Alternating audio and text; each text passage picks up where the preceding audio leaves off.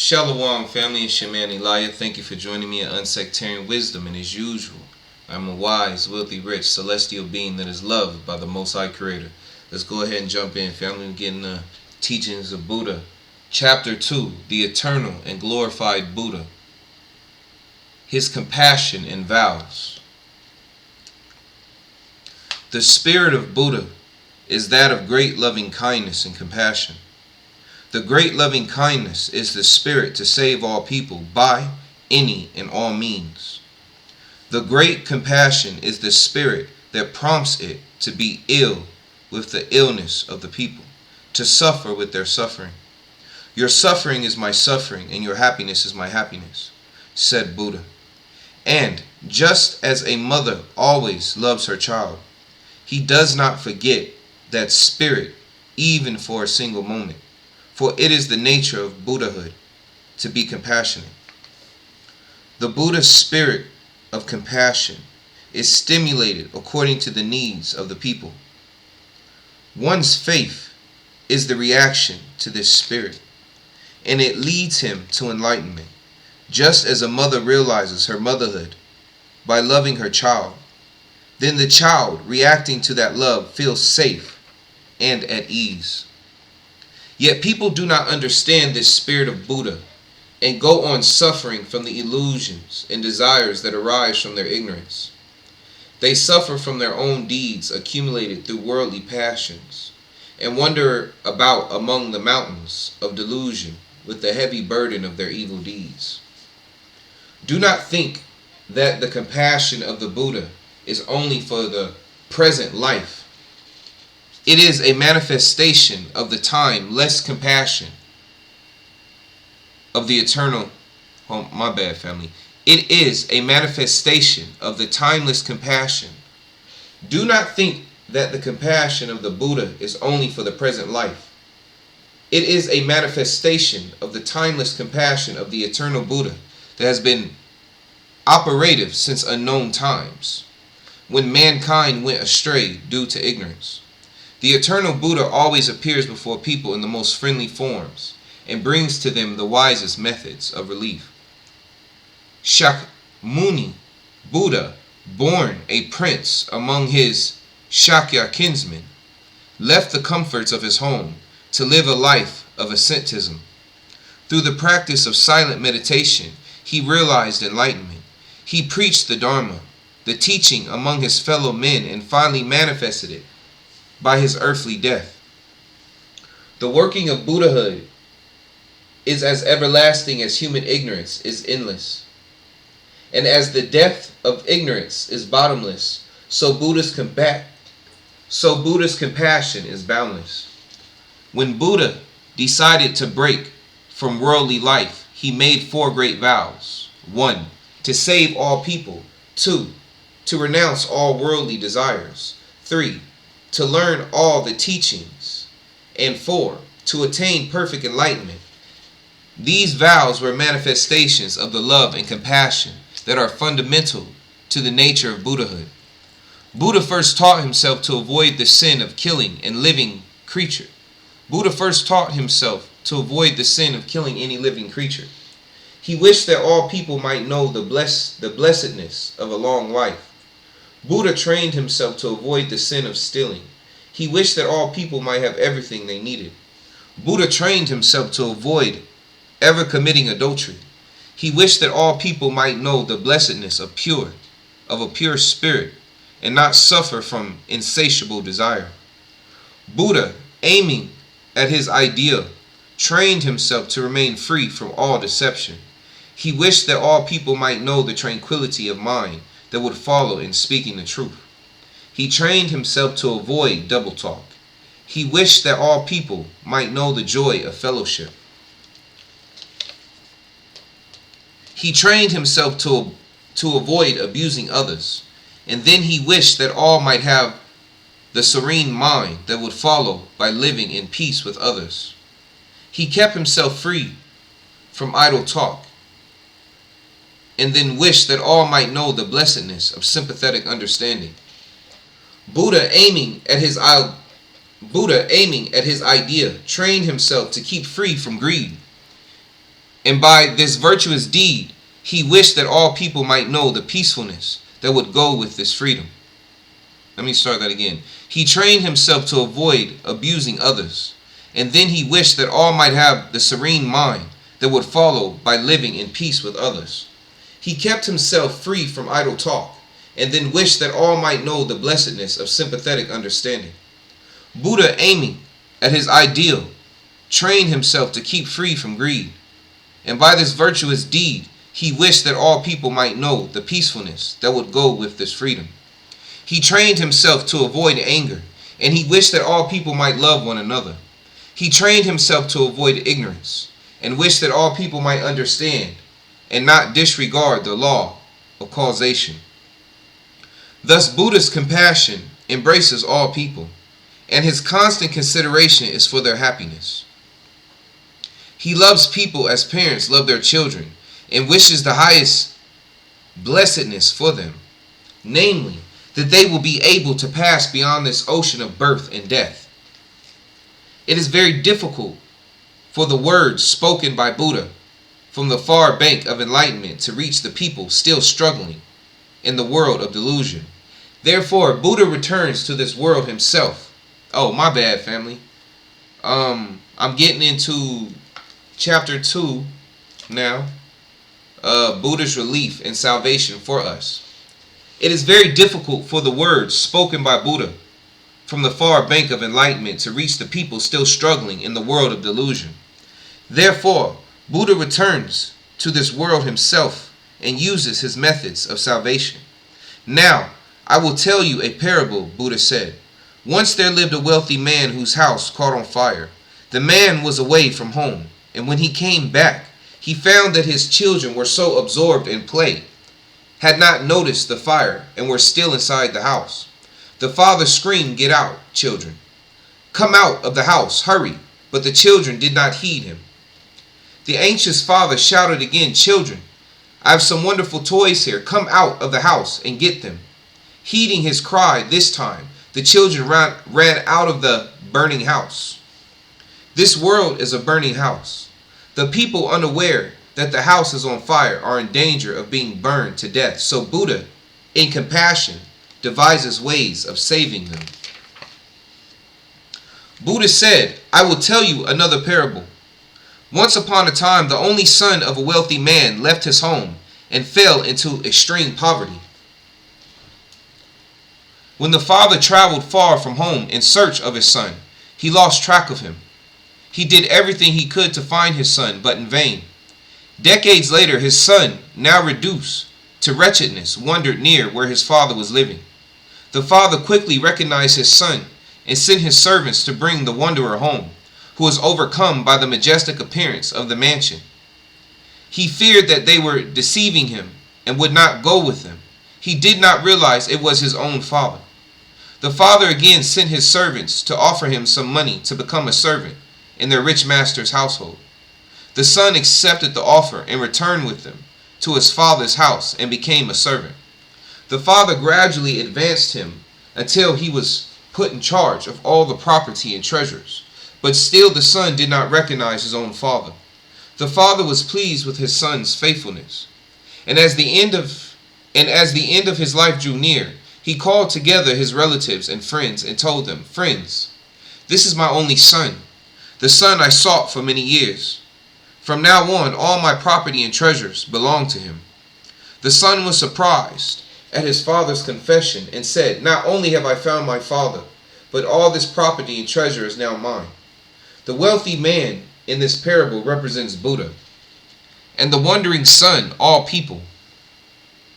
Buddha's compassion embraces all people with the love of a father for his only son. In that love, he conceives the wisest methods to lead, teach, and enrich them with the treasure of enlightenment. Just as rain falls on all vegetation, so Buddha's compassion extends equally to all people. Just as different plants receive particular benefits from the same rain, so people of different natures and circumstances are blessed in different ways. Parents love all their children, but their love is expressed with special tenderness towards a sick child. Buddha's compassion is equal toward all people, but it is expressed with special care towards those who, because of their ignorance, have heavier burdens of evil and suffering to bear. The sun rises in the eastern sky and clears away the darkness of the world without prejudice or favoritism toward any particular region. So Buddha's compassion encompasses all people, encouraging them to do right and guides them against evil. Thus he clears away the darkness of ignorance and leads people to enlightenment. Buddha is a father in his compassion and a mother in his loving kindness. In their ignorance and bondage to worldly desire, people often act with excessive zeal. Buddha is also zealous, but out of compassion for all people. They are helpless without Buddha's compassion and must receive his methods of salvation as his children. Chapter 3, The Eternal Buddha. Common people believe that Buddha was born a prince and learned the way to enlightenment as a mendicant. Actually, Buddha has always existed in the world, which is without being. Buddha has always existed in the world, which is without beginning or end. As the eternal Buddha, he has known all people and applied all methods of relief. There is no falsity. There is no falsity in the eternal Dharma, which Buddha taught. For he knows all things in the world as they are, and he teaches them to all people. Indeed, it is very difficult to understand the world as it is, for although it seems true, it is not. And although it seems false, it is not. Ignorant people cannot know the truth concerning the world. Buddha alone truly and fully knows the world as it is, and he never says that it is true or false, or good or evil. He simply portrays the world as it is. What Buddha does teach is this, that all people should cultivate roots of virtue according to their natures, their deeds, and their beliefs. This teaching transcends all affirmations and negation of this world. Buddha teaches not only through words, but also through his life. Although his life is endless, in order to awaken greedy people, he uses the expedient of death. Buddha teaches not only through words, but also through his life. Although his life is endless, in order to awaken greedy people, he uses the expedient of death. While a certain physician was away from home, his children accidentally took some poison. When the physician returned, he noticed their sickness and prepared an antidote. Some of the children who were not seriously poisoned accepted the medicine and were cured, but others were so seriously affected that they refused to take the medicine. The physician, prompted by his paternal love for his children, decided on an extreme method to press the cure upon them. He said to the children, "I must go off on a long journey. I am old and may pass away any day. If I am with you, I can care for you.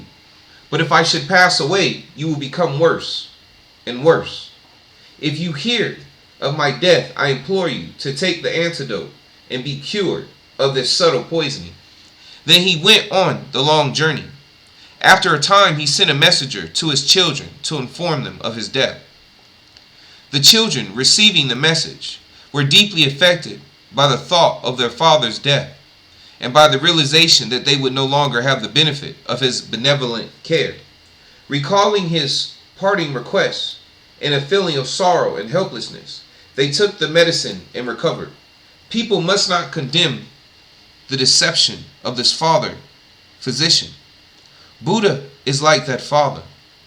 He too employs the fiction of birth and death to save people who are tangled in the bondage of desires.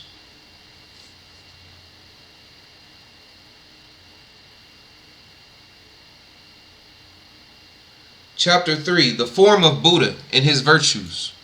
3 aspects of Buddha's body. Do not seek to know Buddha by his form or attributes, for neither the form nor the attributes are the real Buddha. The true Buddha is enlightenment itself.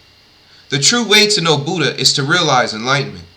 If someone sees some excellent features of Buddha and then thinks he knows Buddha, his is the mistake of an ignorant eye. For the true Buddha cannot be embodied in a form or seen by human eyes. Neither can one know Buddha by a faultless description of his attributes, if it is not possible to describe his attributes in human words. Oh, it is not possible. Let me go back. Neither can one know Buddha by a faultless description of his attributes. It is not possible to describe his attributes in human words. Though we speak of his form, the eternal Buddha has no set form, but can manifest himself in any form. Though we describe his attributes, yet the eternal Buddha has no set attributes, but can manifest himself in any and all excellent attributes. So, if one sees distinctly the form of Buddha, or perceives his attributes clearly, and yet does not become attached to his form or to his attributes, he has the capacity to see and know Buddha. So, if one sees distinctly the form of Buddha, or perceives his attributes clearly, and yet does not become attached to his form or to his attributes, he has the capacity to see and know Buddha. Buddha's body is enlightenment itself, being formless and without substance. It always has been and always will be.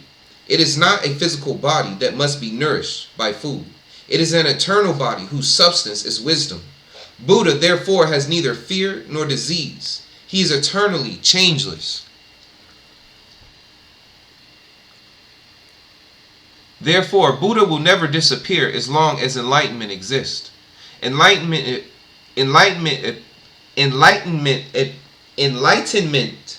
appears as the light of wisdom that awakens people into a newness of life and causes them to be born into the world of Buddha. Those who realize this become the children of Buddha. They keep his dharma, honor his teachings, and pass them on to... Hold on. Let me go back, family. Buddha's body is enlightenment itself, being formless and without substance. It always has been and always will be. It is not a physical body that must be nourished by food. It is an eternal body whose substance is wisdom. Buddha therefore has neither fear nor disease. He is eternally changeless. Therefore, Buddha will never disappear as long as enlightenment exists. Enlightenment appears as the light of wisdom that awakens people into a newness of life and causes them to be born into the world of Buddha. Those who realize this become the children of Buddha. They keep his dharma, honor his teachings, and pass them on to posterity. Nothing can be more miraculous than the power of Buddha. Buddha has a threefold body. There is an aspect of essence, or dharma, kaya. There is an aspect of potentiality, or sambhoga kaya. And there is an aspect of manifestation, or nirmana kaya. Dharma kaya is the substance of the dharma. That is, it is the substance of truth itself. In the aspects of essence, Buddha has no shape or color. And since Buddha has no shape or color, he comes from nowhere and there is nowhere for him to go. Like the blue sky, he arches over everything. And since he is all things, he lacks nothing. He does not exist because people think he exists. Neither does he disappear because people forget him. He is under no particular compulsion to appear when people are happy and comfortable. Neither is it necessary for him to disappear when people are inattentive and idle. Buddha transcends every conceivable direction of human thought. Buddha's body in this aspect fills every corner of the universe. It reaches everywhere. It exists forever, regardless of whether people believe in him or doubt his existence.